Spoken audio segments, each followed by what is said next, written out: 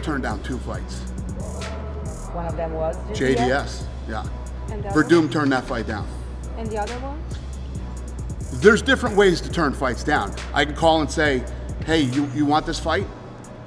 No, I don't want this fight. Or you can say, yeah, for $800,000 in a piece of pay-per-view. That's turning down the fight. So the one was GDS and the other one, can you say was?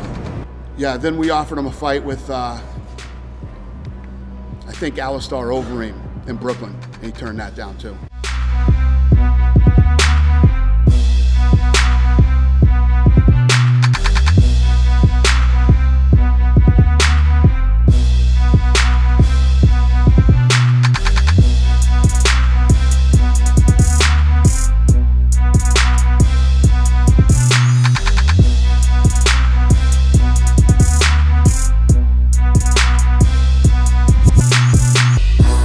Mike Goldberg's final UFC is this Friday. Is that true? Or? That is true.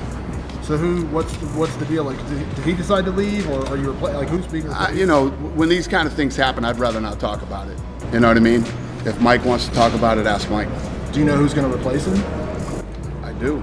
Can you tell us? Well, listen. You know, we have, you know, we have guys right now from Anik to, you know, several fighters who are involved in the. But I've had a plan for a couple of years now that I've been waiting for it to play out. It's now playing out. So when will you make some announcements? When it all comes together. So will this be a plan by 208 in Brooklyn? No. Probably by July, if everything goes my way.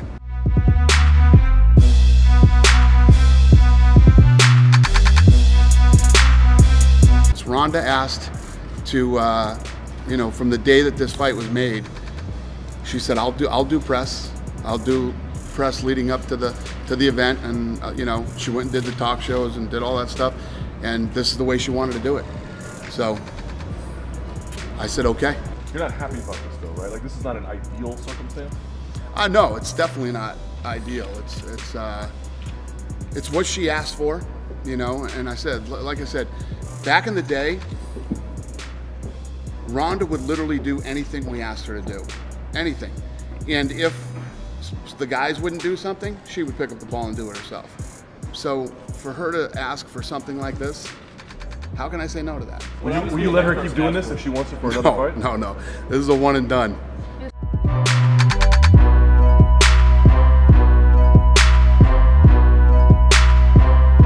Ronda Rousey's done a lot. Done more media than anybody ever in the history of this company. Major media that nobody else could get, and she did it all. And this is something she asked for.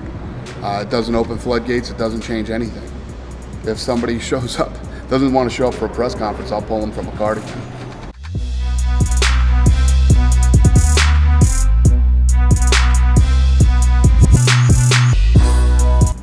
Well, you know, I thought it was weird when she kept turning down fights. We created a 145-pound division.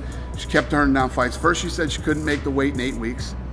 Then she said she couldn't make the weight in 11 weeks, you know? And, you know, if she was having health problems that were that bad, she should have brought it to our attention. And, you know, when she kept turning down fights, when that thing came back, I wasn't shocked. It made more sense on why she didn't want to fight for the 145-pound title.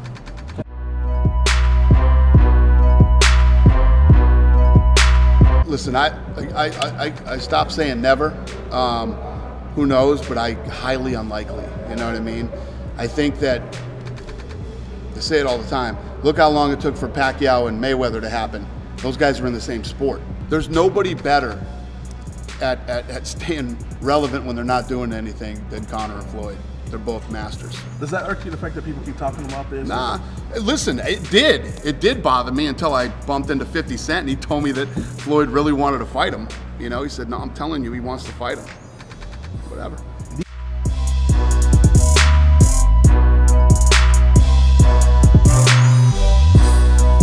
What about the reports about Khabib and Tony potentially fighting in Russia? I'm not sure what timeline that would be, but also for like an interim title. Yeah, that's not true. No, that's true? No. What about the interim title part? What I did say, yes, that's true. So we were trying to make that fight. Tony said he will not do that fight unless he makes the same exact money that Khabib makes. Khabib has a different deal. So that ain't happening. So count that one out. And it was never supposed to be in Russia.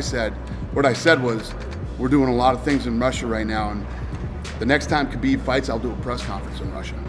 Can you make the case, like, why can't Tony ask for the same amount of money? Like, what is... He has a contract that he just signed. How long ago? Do you know? Not long ago.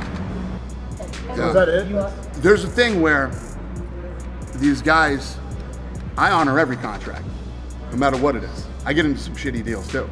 You know what I mean? You got a guy that's making tons of money, but he was a champion, and that was the deal I cut. I cut that deal and I signed it, and I gotta live with my deal. You know what I mean? And if you ever see some of these older guys, whether it be Dan Henderson, whose numbers piss everybody off for some reason, right?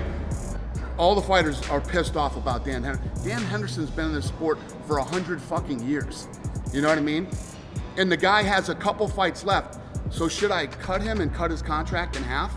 It might be the last deal the guy ever has. And it was the last deal he ever had. You know what I mean? This is one of those businesses where you don't look at Dan Henderson and go, guy was a fucking pioneer.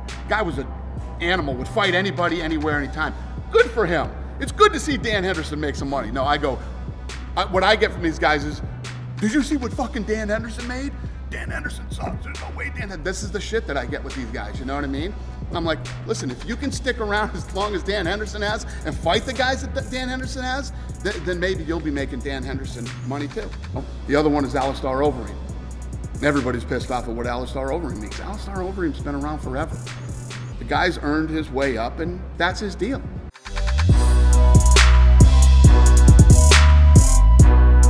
But is it true that Jose Aldo is trying to move up to lightweight division? No. Would he? Yes. He was saying that. He was saying that he asked for Khabib He did ask for Khabib. and for Usman. No, he asked for Khabib. He You wanted to like fight that fight? Khabib. Because Khabib's looked at as the guy in that weight division. He wanted to fight him. And then, what And happened? Khabib's dad didn't want him to fight. Khabib's dad wants him to rest. But is it true that he wants to fight for the light heavyweight interim title? The lightweight, yes. And you guys are up to do it? I'm up to do just about anything. I mean, it depends on, I like that fight. Khabib and Jose Aldo would be fun. I'm in. Are you done with Khabib and Tony though? Is that off the table now completely? Khabib? Khabib Yeah. and Tony, that's off the table? Yes.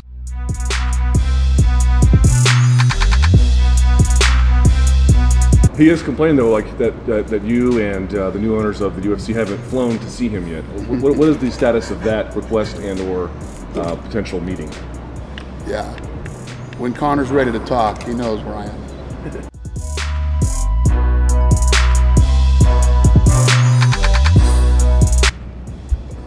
Conor, the last conversation that Conor and I had, he was taking 10 months off. So everybody keeps talking. I'm not even thinking about Conor. Conor is not in my plans for the next 10 months at all. Unless he calls you and clarifies. Listen, we run a business where we make fights. I know who's available. I know who's not available, right? Conor told me I'm not available for 10 months. We're having a baby. My girl stresses out when I fight, and I don't want to put that on her while she's pregnant. I love it. I respect it. I get it. Do your thing, buddy. And that's it. He's not in any of our plans for the next 10 months. That's why one of the things that I always talk about Conor, when I say about Conor, you guys could never really comprehend or understand because you're not really in it.